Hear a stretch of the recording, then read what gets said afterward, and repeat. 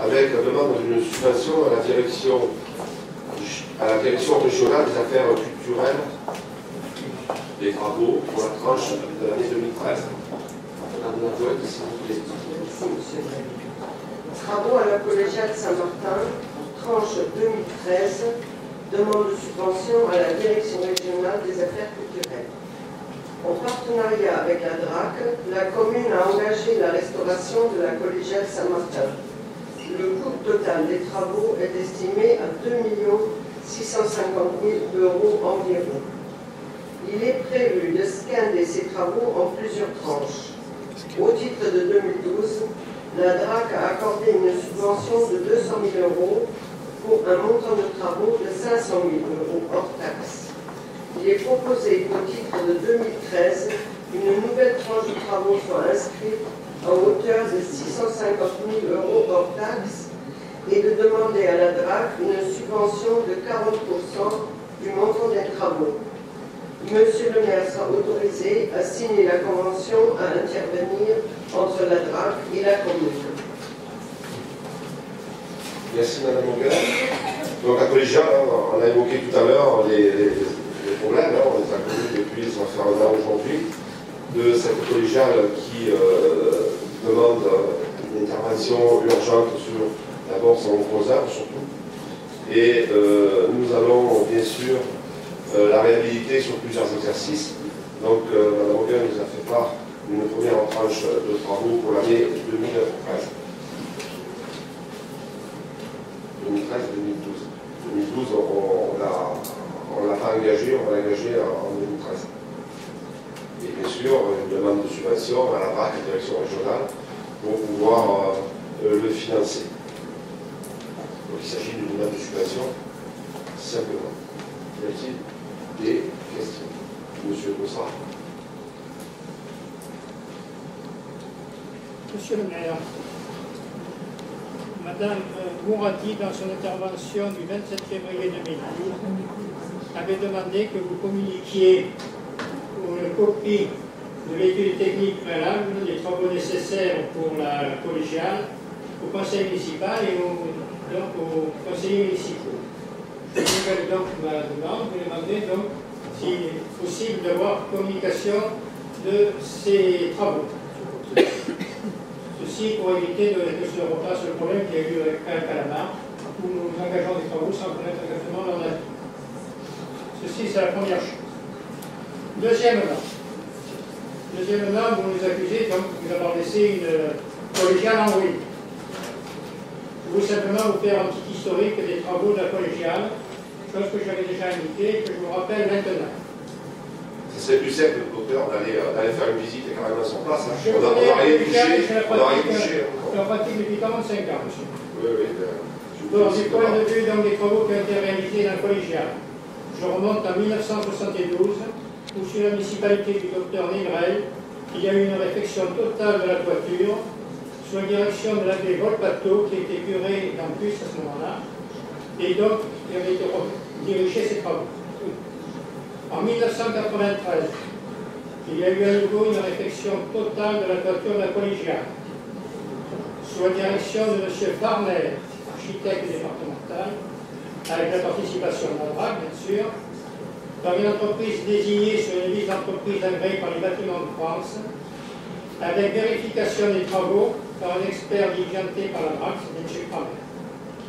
En même temps, il y avait eu un nettoyage des façades de la collégiale et du clocher. Non, M. Farner, c'était l'architecte départemental, M. Farner, l'expert vérificateur. De plus, depuis 1995, la municipalité Mariani avait pratiqué la réfection du parvis de la collégiale. On avait mis en place une cloche manquante à la Martine. On a procédé à une remise en état des orgues de la collégiale, avec entretien régulier par un facteur d'orgue et mise en valeur d'instruments grâce à une association qui organisait des concerts avec la participation d'organismes de renom.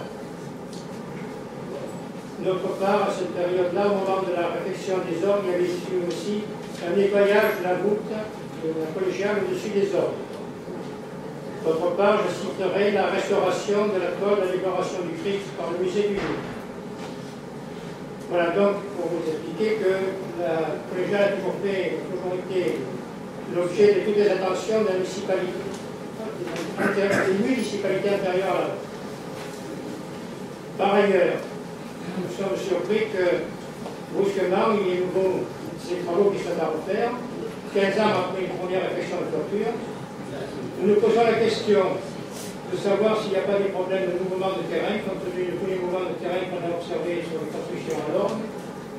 Et d'autre part, nous posons la question aussi si les travaux importants qui ont été pratiqués au niveau du mur du perron n'ont pas contribué à déséquilibrer un petit peu la bâtisse. Je vous remercie. Oui, il y a des avions qui passent aussi. Allez, s'il vous plaît, s'il vous plaît. Il y a des avions qui volent. Allez, c'est un sujet sérieux. Merci, monsieur le président. Des questions que j'ai posées, je vais... On n'attendait pas plus de vous. A priori, c'est pas un sujet sérieux pour tout le monde, parce qu'il y en a beaucoup qui... Oui, madame Mouradi. Alors, déjà, madame Mouradi, je ne me rappelle pas que vous ayez demandé l'étude de question. Bon, c'est pas un problème. De toute façon, c'est un document public. On n'a rien à vous cacher. On n'a rien à vous cacher et nous l'avons communiqué aux amis du violon et de Saint-Fleur. Ah ben voilà, et pas aux élus de l'opposition, pas aux conseillers municipaux. On va vous le donner. Donc, vous savez, c'est pas par plaisir, d'une part, que je vous dis que la collégiale, il n'y a aucun travaux qui n'a été fait dessus. En tout cas, le peu de travaux qui a été fait, ça a bien été à fond perdu. Bravo. On peut dire que vous avez effectivement dépensé beaucoup d'argent pour rien. Alors, c'est pas moi qui le dis. Vous lirez l'étude, elle s'est notée à l'intérieur. Vous avez procédé au remplacement, effectivement, de la toiture et vous avez négligé. Pas nous, monsieur, c'est l'entreprise tuée qui était agréée par les... Tout à fait, vous avez raison. Vous avez raison. Voilà. Vous avez peut-être été mal conseillé ou peut-être vous n'avez pas souhaité approfondir toutes les... On voulait la démolir. On voulait la démolir. Toutes les avaries qui étaient sur la collégiale. En tout cas, ce que je peux vous dire, je vous communiquerai l'étude, je vous demande à M. Gérardon de le communiquer au directeur du service technique qui vous le remettre. Ça sera avec plaisir. Mais vous avez fait des travaux qui n'ont servi à rien. Voilà. Puisque vous avez remplacé la toiture, par contre, vous avez négligé la charpente. Et pour dire négligé, vous ne l'avez pas remplacé. Donc vous revenez jusqu'à la municipalité du docteur Mégal, effectivement, à cette époque-là, et ce sont les spécialistes qui nous l'ont dit, vous avez remplacé des bois de charpente par des IPM métalliques. Ce qui a eu pour effet, avec la dilatation du fer, de faire bouger la toiture. Une erreur monumentale, je reprends uniquement les propos tenus par l'architecte des bâtiments de France et l'architecte en chef des monuments historiques, puisque c'est sous leur conseil que nous avons diligenté cette étude et ils nous ont posé un véritable diagnostic. C'est scandaleux, c'est les mêmes. Ah, ils se critiquent eux-mêmes, c'est eux qui ont suivi. Non, ce ne sont pas les mêmes. Non, c'est pas les mêmes personnes. Monsieur Farner était l'architecte des bâtiments de France et ici nous avons mandaté un bureau d'études spécialisé en monuments historiques. Il fait que ça. Il est venu de Paris et il s'occupe des grands monuments historiques, les grandes cathédrales, etc. Et c'est une équipe très sérieuse. Je ne vois pas pourquoi on profiterait parce que ça coûte 3 millions d'euros. Les 3 millions d'euros, je préférerais les investir ailleurs que dans un bâtiment que vous avez négligé. Si vous l'avez fait par le passé petit à petit, déjà, le bâtiment n'aurait pas été aussi dégradé que ce qu'il est aujourd'hui. Il y a des pierres qui sont complètement disloquées, où la pluie passe à travers. C'est grave ce que nous avons négligé. Vous le prenez pour des Que vous destructeurs. avez négligé, oui. Le vous vous prenez pour l'âge Quand on mandate des personnes, procédé à chair. quand on mandate des personnes, Alors attendez. on mandate des personnes qualifiées Ah, et qui vous posent le diagnostic que vous attendez. mais leurs gars, ils sont fous alors. Ils ont voté le maire 25 ans et on les a négligés. Mais alors ils sont fous. Écoutez, leurs gars. écoutez, des erreurs ont été commises, c'est pas moi qui les ai mis. Non, c'est leur C'est gars. pas moi qui les ai mis sur le papier. Leurs gars qu'on souhaitait que. Non, les orgues, ils ont financé, c'est tout ce qu'ils ont fait. Voilà. D'accord? Donc aujourd'hui, vous me parlez du parvis. Oui, monsieur le maire, j'ai vu. Vous me parlez du parvis que vous avez, semble-t-il, refait, et je le sais, j'étais à l'époque dans l'opposition et je l'avais voté. J'ai taillé les pierres. Ouais. Mais c'était une erreur aussi que de faire le parvis, selon l'architecte en chef des monuments historiques, puisque le parvis, dessous, ont ruisselé des eaux qui ont fait remonter les humidités sur les piliers, que vous pouvez les constater, au sein, à l'intérieur de l'église. Donc là, on vous le montrera, je ne me souviens pas, et je m'en excuse si vous l'avez demandé, mais M. Jardin, je l'ai interrogé, lui non plus, ne se souvient pas. Mais on vous le remettra, hein, c'est un document officiel, et il n'y a rien à cacher, au contraire. On vous le communiquera. Monsieur Robert m'a donné la parole. Oui. Bon, vous savez que professionnellement, la question de la restauration du patrimoine, c'est quand même mon métier. Même si ma spécialité ne me fait pas travailler sur les monuments. Pour ça, tout ça pour vous dire que les modalités d'intervention de la DRAC, de l'architecte des bâtiments de France, des monuments historiques, si ça ne relève pas de ma spécialité, c'est quand même cousin. Et je voudrais, je regrette que pour des raisons partisanes, vous positionniez de cette manière-là. Les municipalités qui se sont succédées n'ont fait qu'appliquer ce qui était en vigueur dans les directions régionales des affaires culturelles, c'est-à-dire ont sollicité les experts qui leur ont été présentés à ce moment-là, selon les règles en vigueur à ce moment-là, et l'on sait qu'elles évoluent et l'on sait qu'elles s'améliorent. Donc, que les municipalités précédentes à la nôtre aient été influencées dans une direction par des gens qui leur ont été désignés comme des experts. On ne peut pas leur en faire le reproche, parce qu'au fond, c'est un métier. Les élus qui vous ont précédés ont fait confiance aux hommes de métier, lesquels ont pu très bien commettre des erreurs monumentales. C'est possible. Je le vois moi-même dans ma spécialité, et je vois bien que des choses, des décisions qui ont été prises il y a 10, 20, 30 ans se sont révélées être des erreurs monumentales. Mais figurez-vous que cette discipline est une science, comme toutes les sciences évoluent. Et on ne savait pas forcément, il y a quelques décennies, que certaines décisions se révéleraient plus nocives que bénéfiques. Je prendrai juste cet exemple, parce qu'il est en dehors de l'ordre, et il devrait donc permettre de comprendre en apaisant les passions. Pendant longtemps, en Italie, on a restauré, en pensant bien faire, avec du béton, les voûtes ou certains pans de murs d'églises ayant souffert des tremblements de terre, et l'on se rend compte maintenant que c'était des erreurs monumentales, tout simplement parce que le béton, quand la terre tremble, ne réagit pas comme les matériaux traditionnels, et alors cela provoque justement une aggravation des dommages. Cela pour vous dire qu'il y a 20 ou 30 ans, les municipalités qui se sont succédées ont pu en toute bonne foi faire confiance aux gens qui leur ont été opposés. Les experts qui se sont succédés ont parfaitement pu, de toute bonne foi, faire des préconisations. Bon, les choses évoluent, la science évolue. Aujourd'hui, les personnes que je ne connais pas, mais dont je lirai avec beaucoup d'intérêt le rapport, vous ont conseillé différemment, et je n'ai aucune raison de remettre en cause leurs compétences. Ce que je remets en cause, c'est une volonté délibérée, alors que là on est dans un domaine strictement technique. Je remets en cause votre volonté délibérée de vouloir systématiquement salir toutes celles et tous ceux qui, en toute bonne foi et en toute honnêteté, se sont penchés sur ce monument et ont essayé de faire pour le mieux avec les connaissances et les moyens qu'ils avaient à ce moment-là. Et craignez, je terminerai là-dessus, que dans 30 ans, des gens à votre place portent sur vous et vos décisions un jugement bien sévère. Merci. Je salue personne. J'ai prononcé aucun nom, mis à part ceux des experts. Mais on est d'accord. On est d'accord. Les élus municipaux ne sont pas des experts en monuments historiques, encore moins en bâtiment.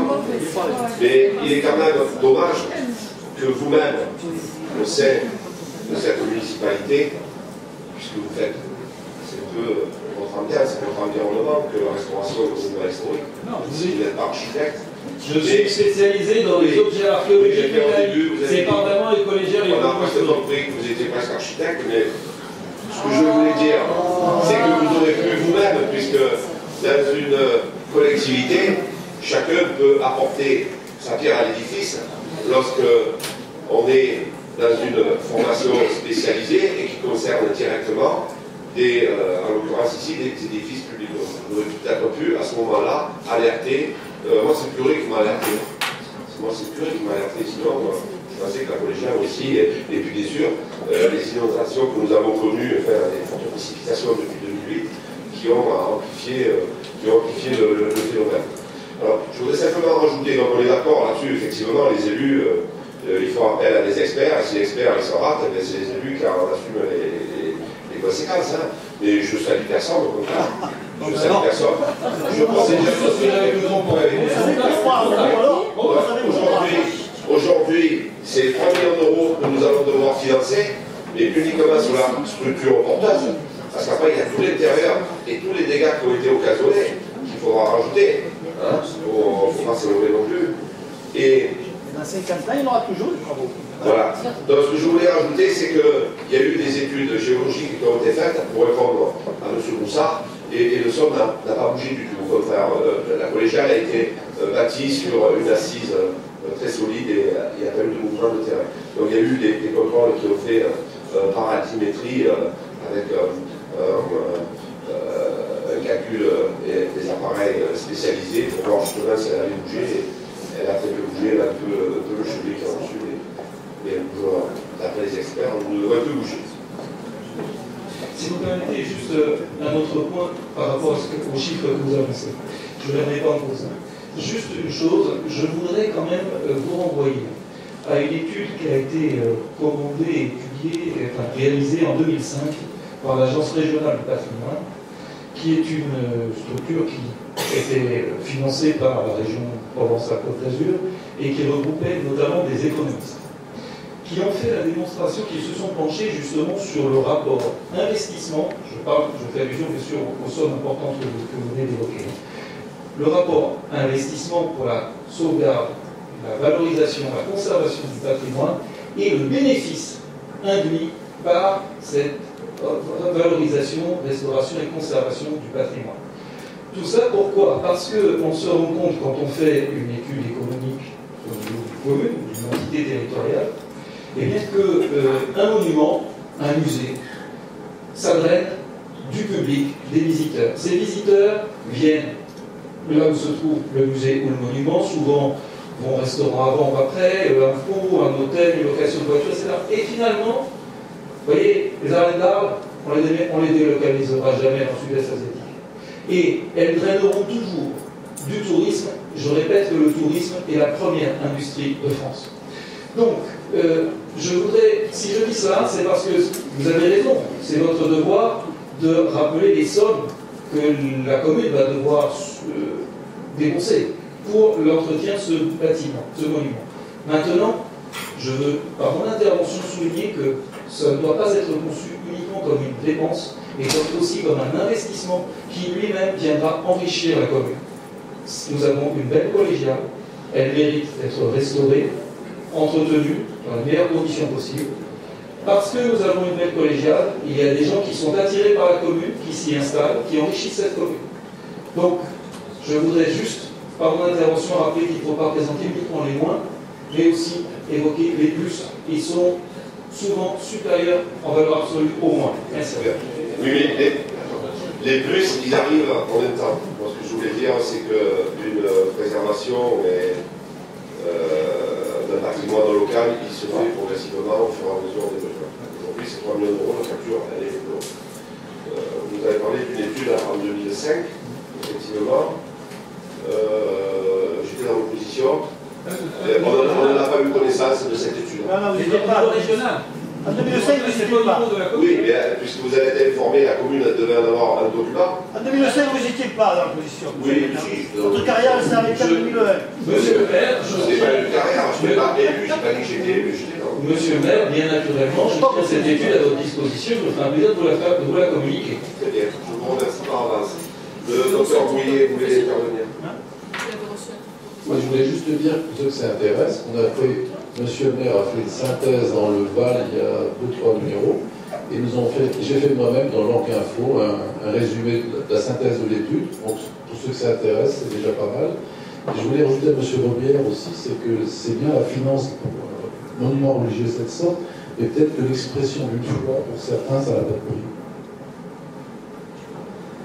Merci beaucoup. Allez, vous avez raison, je ne conteste pas ça du tout.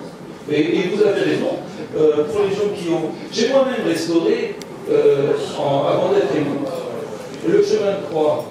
Et également, je suis intervenu, y compris, j'avais fait réaliser à l'époque une expertise gracieusement, j'étais à ce moment-là élu dans ce conseil municipal-là, sur le calvaire en haut de Saint-Pédéol. Je l'ai fait, moi pour ma part, je ne suis pas croyant, mais je l'ai fait sur le plan technique, et en pensant à celles et ceux qui sont croyants, et par respect à leur égard. Voilà. Et vous avez raison de le souligner, c'est tout à fait bon. Bon, ceci dit, pour terminer pour ce débat, je voudrais quand même rappeler que la collégiale, son état, on le pouvait voir à l'œil nu. Hein. Vous avez parlé de la cloche Martine, et quand vous êtes allé poser la cloche Martine, vous êtes passé par le clocher, vous êtes passé par la sacristie, et vous avez certainement dû voir dans l'état où elle était. Donc, voilà. Donc, souvent des études sont nécessaires pour effectivement poser un diagnostic et aller voir notamment le sous-terre, pour voir ce qui s'est passé. Mais là, c'était à l'œil nu, on pouvait le voir. Moi, celui qui m'a alerté en 2008, c'est M. le curé. Très bien. Allez, on va passer au vote pour cette demande de subvention de la DRAC. Qui est pour? Merci beaucoup.